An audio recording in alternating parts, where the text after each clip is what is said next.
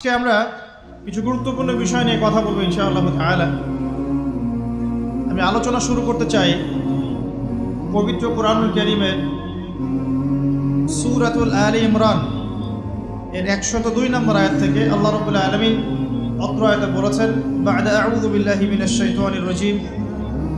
আল্লাহ রাব্বুল আলামিন বলছেন, ইয়া আইয়ুহাল্লাযীনা আমানু, হে মুমিনগণ, তোমরা যারা ঈমান এনেছো, ইত্তাকুল্লাহ, তোমরা আল্লাহকে ভয় করো, ওয়ালা তামুতুন্না ইল্লা ওয়া আনতুম মুসলিমুন।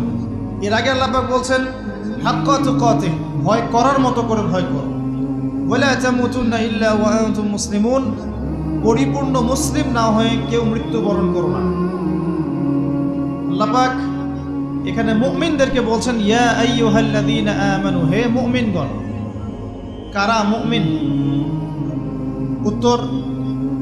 উত্তর পেতে হলে চলে যেতে হবে হাদিসে জিবরিলে। কোন হাদিস?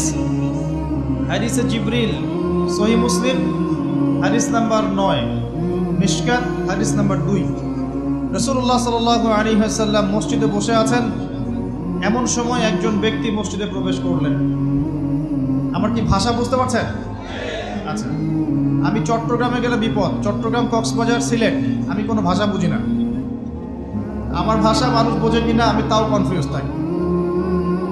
তো যাই হোক, আমি সরল বাংলায় বলার চেষ্টা করছি। আল্লাহ পাক বলছেন, হে মুমিনগণ। কারা মুমিন? উত্তর আছে হাদিসে জিবরিলের মধ্যে। জিবরাইল আলাইহিস সালাম মানুষের রূপ ধরে মসজিদ নববীর মধ্যে আসলেন এবং সাহাবীদের সামনেই আসলেন। সাহাবীদের সামনে মানুষের রূপ ধরে জিবরাইল আলাইহিস সালাম এই একবারই এসেছেন, ইতিহাসে একবার। এসে নবী সাল্লাল্লাহু আলাইহি ওয়াসাল্লামকে জিজ্ঞাসা করছেন 4টা প্রশ্ন। কয়টা প্রশ্ন?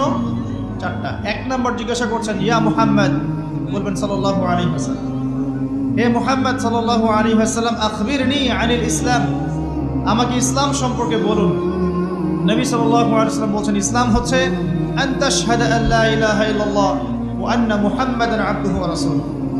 ইসলাম হচ্ছে এই সাক্ষ্য দেয়া যে আল্লাহ ছাড়া কোনো ইলাহ নেই এবং মুহাম্মদ সাল্লাল্লাহু আলাইহি ওয়াসাল্লাম আল্লাহর বান্দা এবং রাসূল। এটা হলো প্রথম, অর্থাৎ কালিমা।